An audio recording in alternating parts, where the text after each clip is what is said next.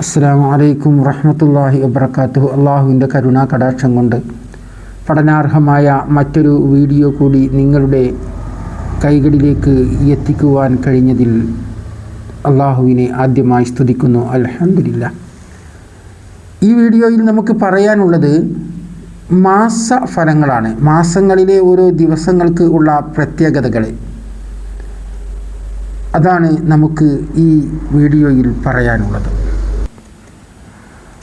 അപ്പോൾ നമ്മൾ പുതുതായി ഒരു പ്രവൃത്തി ചെയ്യുകയോ അല്ലെങ്കിൽ എന്തെങ്കിലും ഉദ്ദേശം വെച്ച് ഒരു പ്രവൃത്തി ചെയ്യുകയോ അല്ലെങ്കിൽ വിവാഹം അല്ലെങ്കിൽ ഒരാളുടെ അടുക്കൽ നിന്ന് കടം വാങ്ങാൻ വേണ്ടി കുറച്ച് ധനം കടം വാങ്ങാൻ വേണ്ടി പോവുക, അല്ലെങ്കിൽ ബാങ്കിൽ നിന്ന് തന്നെ ഒരു ലോൺ എടുക്കാൻ പോവുക, ഇങ്ങനെയുള്ള വിഷയങ്ങളൊക്കെ ചെയ്യുമ്പോൾ അതിനൊരു ലക്ഷ്യപ്രാപ്തി ഉണ്ടാകും. എന്ന് വെച്ചാൽ അത് കടം വാങ്ങിയതാണെങ്കിൽ കടം വീട്ടണം, വേഗം വീട്ടാൻ കഴിയണം എന്നുള്ളൊരാഗ്രഹമൊക്കെ ഉണ്ടാവും.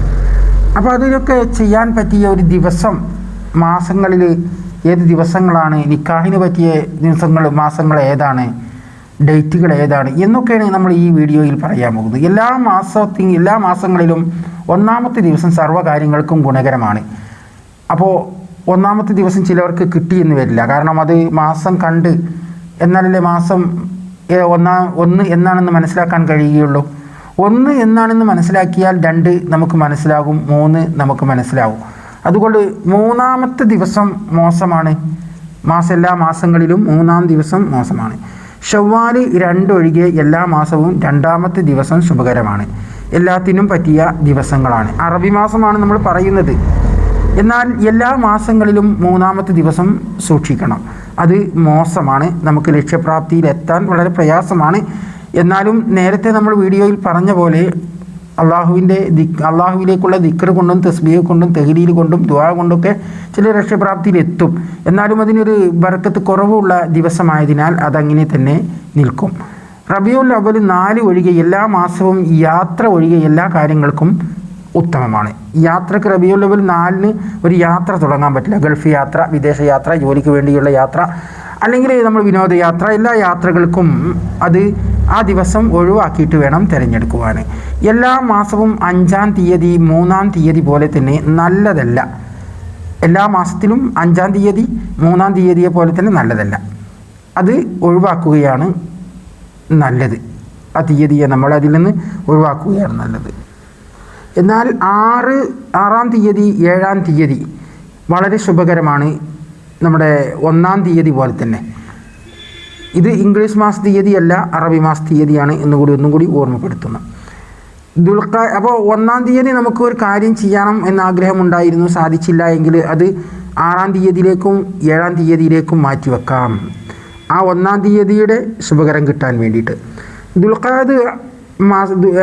ദുൽഖഅദ് അതുപോലെ ദുൽഹജ്ജ് മാസങ്ങളൊഴികെ എല്ലാ മാസവും 8-ാം തീയതി യാത്ര ഒഴികെ എല്ലാ കാര്യങ്ങൾക്കും ഉത്തമമാണ്. എന്ന് വെച്ചാൽ ദുൽഹജ്ജ് 8-നും ദുൽഖഅദ് 8-നും യാത്രക്ക് പോകാൻ പാടില്ല, യാത്ര പോകാൻ പറ്റില്ല. അപ്പോൾ പാടില്ല എന്ന് പറയുമ്പോൾ ചിലർക്ക് അത് നമ്മൾ പറയുന്നത് അതിൻ്റെ ബർക്കത്ത് കുറവും ദൂഷ്യഫലങ്ങൾ ഉണ്ടാവാൻ സാധ്യതയുമുള്ള കാരണങ്ങൾ കൊണ്ടാണ് നമ്മളങ്ങനെ പറയുന്നത്. അപ്പോൾ അതുകൊണ്ട് നമ്മൾ പ്രത്യേകം തിരഞ്ഞെടുക്കുന്നവർക്ക് മാത്രം വേണ്ടിയുള്ളതാണ് ഈ വീഡിയോ. അതാണ് ഇതിൽ പ്രത്യേകം പറയാനുള്ളത്. തിരഞ്ഞെടുക്കുന്നവർക്ക് ഉള്ളതാണ് ഈ വീഡിയോ. ദുൽഖഅദ് മാസവും ദുൽഹജ്ജ് മാസവും 8-ാം തീയതി യാത്ര ഒഴികെ മറ്റുള്ളതിനൊക്കെ പറ്റും. യാത്ര തുടങ്ങാൻ നമ്മൾ ടൂർ യാത്ര, വിനോദയാത്ര, അങ്ങനെയുള്ള യാത്രകളൊക്കെ ഇനിയിപ്പോൾ സിയാറത്ത് യാത്രയാണെങ്കിലും ഒക്കെ അങ്ങനെ തന്നെ കേട്ടോ. വിദേശയാത്ര, ജോലിക്ക് വേണ്ടിയുള്ള യാത്ര ഞാൻ പറയേണ്ട ആവശ്യമില്ലല്ലോ. അപ്പോൾ യാത്രക്ക് മാത്രമേ പറ്റുകയുള്ളൂ. വേറെയുള്ള കാര്യങ്ങൾക്കൊക്കെ അത് പറ്റും. മറ്റെല്ലാത്തിനും ഉത്തമമാണ്. പറ്റുന്നത് മാത്രമല്ല, മറ്റെല്ലാത്തിനും ഉത്തമമാണ്. കല്യാണത്തിന് ഉത്തമമാണ്, നിക്കാഹിന് ഉത്തമമാണ്. അതുപോലെ തന്നെ മറ്റുള്ള നമ്മൾ കുടുംബകാര്യങ്ങളിൽ സംഗമിക്കുന്ന കാര്യങ്ങളിലൊക്കെ നമുക്ക് വളരെ ഉത്തമമായ ഒരു ദിവസം ആണ് ആ ഡേറ്റ്. ഇനി സഫർ മാസമാണ് അടുത്തത്. സഫർ മാസം 10 ഒഴികെ എല്ലാ മാസവും 9, 10 സർവ്വ കാര്യങ്ങൾക്കും ഉത്തമമാണ്. സഫർ മാസത്തിൽ മുഹറം കഴിഞ്ഞിട്ട് സഫർ ഉണ്ടല്ലോ, സഫർ 10 നിങ്ങൾ എല്ലാത്തിൽ നിന്നും ഒന്ന് ഒഴിവാക്കുന്നത് നല്ലതാണ്. പുതിയ കാര്യങ്ങൾക്ക്, അത് പുതിയ കാര്യങ്ങൾ എന്ന് പറയുമ്പോൾ കല്യാണം, പിന്നെ അതുപോലെ കല്യാണം, വീട് താമസം, പിന്നെ വീട് കുറ്റിയടിക്കൽ, കട്ടില വെക്കൽ, പിന്നെ വീടിന് തറയിടൽ, പറമ്പ് വാങ്ങൽ, പറമ്പ് കാണാൻ പോക്ക്, ഇങ്ങനെയുള്ള ഒരുപാട് കാര്യങ്ങൾ, പറമ്പ് വെറുക്കാൻ, അതുപോലെ പറമ്പിന് അഡ്വാൻസ് അച്ചാരം കൊടുക്കാൻ വേണ്ടി പോക്ക്, ഇങ്ങനെയുള്ള കാര്യങ്ങൾക്കൊക്കെ അത് മാറ്റി നിർത്തേണ്ടതാണ്. 11-ാം തീയതി ഏത് കാര്യങ്ങൾക്കും വിരോധമില്ല, കുഴപ്പമില്ല. എന്നാൽ ഭരണകർത്താക്കന്മാർ, അതുപോലെ നേതാക്കൾ എന്നിവരുടെ അടുക്കൽ പോവാൻ അത്ര ഉത്തമമല്ല. എന്ന് വെച്ചാൽ നമ്മൾ 11-ാം തീയതി, ഈ നേരത്തെ പറഞ്ഞില്ലേ നമ്മൾ സഫർ മാസം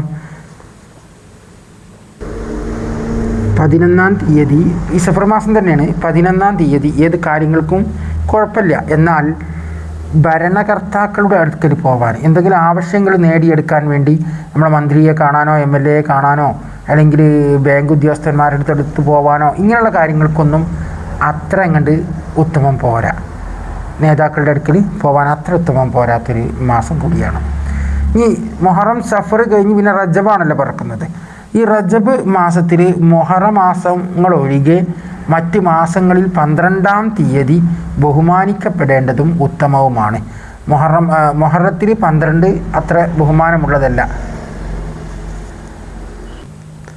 അതുപോലെ തന്നെ റജബ് മാസത്തിലും 12-ാം തീയതി ഒന്നിനും ഉത്തമമല്ല, പുതുതായി ഒരു കാര്യങ്ങൾ ചെയ്യാൻ ഉത്തമമല്ല എന്ന് മനസ്സിലാക്കുക. എല്ലാ മാസവും 13-ാം തീയതി ദോഷകരമാണ്, അധമവുമാണ്, തീരെ മോശമാണ്, പറ്റ മോശമാണ്. എന്നാൽ 14-ാം തീയതി നന്മ നിറഞ്ഞതാണ്, വളരെ വിശേഷകരമായ ദിവസമാണ് 14-ാം തീയതി എല്ലാ മാസത്തിലും. പ്രസ്തുത ദിനം നിങ്ങൾ എന്തിനു വേണ്ടിയിട്ടും നിങ്ങൾക്ക് തിരഞ്ഞെടുക്കാവുന്നതാണ് എന്നാണ് ഫുഖഹാക്കൾ പറയുന്നത്. 15-ാം തീയതി, അതുപോലെ തന്നെ മാസങ്ങളിലെ 15-ാം തീയതി എല്ലാ കാര്യങ്ങൾക്കും ഉത്തമമാണ്. എന്നാൽ 16 വളരെ മോശപ്പെട്ടതാണ്. 16-ാം തീയതി ഏറ്റവും മോശപ്പെട്ടതാണ്. എല്ലാ മാസങ്ങളിലും 17, 18, 19 ഇത് നന്മ നിറഞ്ഞതാണ്, എന്തിനും പറ്റുന്ന ഉത്തമമായ ദിവസമാണ്.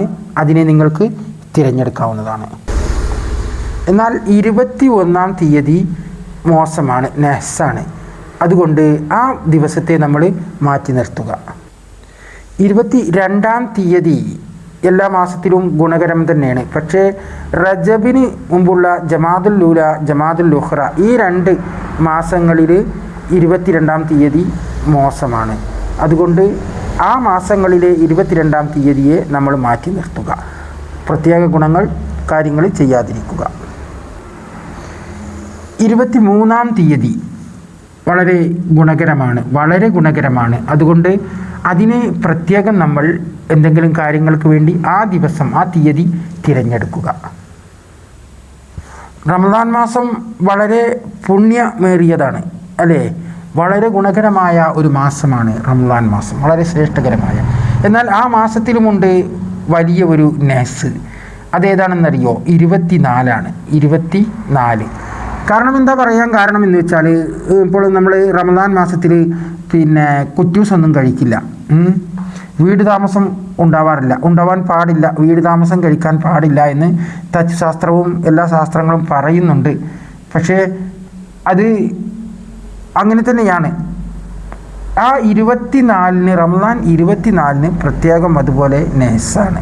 24-ന് ചിലപ്പോൾ കല്യാണം, വിവാഹം നടക്കാൻ സാധ്യതയുണ്ട്, നിക്കാഹ് നടക്കാൻ സാധ്യതയുണ്ട്. അത് ചെയ്യാൻ പാടില്ല. അത് നഹ്സായതുകൊണ്ട് 24 റമദാൻ 24 പറ്റൂല, അത് പറ്റാത്ത ദിവസമാണ്. മറ്റുള്ളതിനൊക്കെ ഓക്കെ, പ്രത്യേക ശുഭകരമായ കാര്യങ്ങൾ ചെയ്യുവാൻ പറ്റുകയില്ല എന്നാണ് നമ്മൾ പറഞ്ഞത് കേട്ടോ. എല്ലാ മാസത്തിലും 25-ാം തീയതി ഗുണകരമല്ല. അറബ് മാസം 25-ാം തീയതി അത്ര ഗുണകരമല്ല, പുതുതായിട്ടൊരു കാര്യം ചെയ്യാൻ പറ്റുകയില്ല. എന്ന് വെച്ചാൽ നിക്കാഹ് വേറൊരു ദിവസം കഴിഞ്ഞിട്ടുണ്ട് എങ്കിൽ പിന്നെ കല്യാണം നടത്തുന്നതിന് വിരോധമില്ല. കാരണം കല്യാണത്തിൻ്റെ തുടക്കം നിക്കാഹാണ്. അപ്പോൾ നിക്കാഹിൻ്റെ ദിവസമാണ് അതിൽ നമ്മൾ പ്രത്യേകം ശ്രദ്ധിക്കപ്പെടേണ്ടത്. നിക്കാഹ് കഴിഞ്ഞ് കഴിഞ്ഞാൽ പിന്നെ ഭക്ഷണം കൊടുക്കുന്നതാണ്, പിന്നെ നമ്മൾ കൂടി കഴിയുന്നതാണ്, ആഘോഷിക്കുന്നതാണ് മറ്റുള്ള വിഷയങ്ങളെല്ലാം. അതൊന്നും ഏത് സമയത്തും ആവാം. അതിനൊന്നും പ്രത്യേക തടസ്സങ്ങളൊന്നുമില്ല. എന്നാൽ നിക്കാഹിന് ഈ 25 അത്ര ഉത്തമം പോരാ എന്നാണ് പറയുന്നത്. എല്ലാ മാസവും 27 വളരെ ഗുണകരമാണ്. അപ്പോൾ അത് നമുക്ക് എല്ലാ കാര്യങ്ങൾക്കും തിരഞ്ഞെടുക്കാം. എല്ലാ മാസവും 28 അത്ര ഗുണകരമല്ല. എന്നാൽ റബീഉൽ ആഖിർ 28 വളരെ മോശമാണ്. അപ്പോൾ അതിനെ നമ്മൾ തിരഞ്ഞു മാറ്റുക. എല്ലാ മാസവും 28, 29, 30, 28 അല്ല, 28 മോശമാണ്, 29, 30 എന്നീ ദിവസങ്ങൾ നമ്മൾ പ്രത്യേകം തിരഞ്ഞെടുക്കുക. അത് നല്ല ദിവസമാണ്, വളരെ ഉഷാറ്, വളരെ നല്ല ദിവസമാണ്.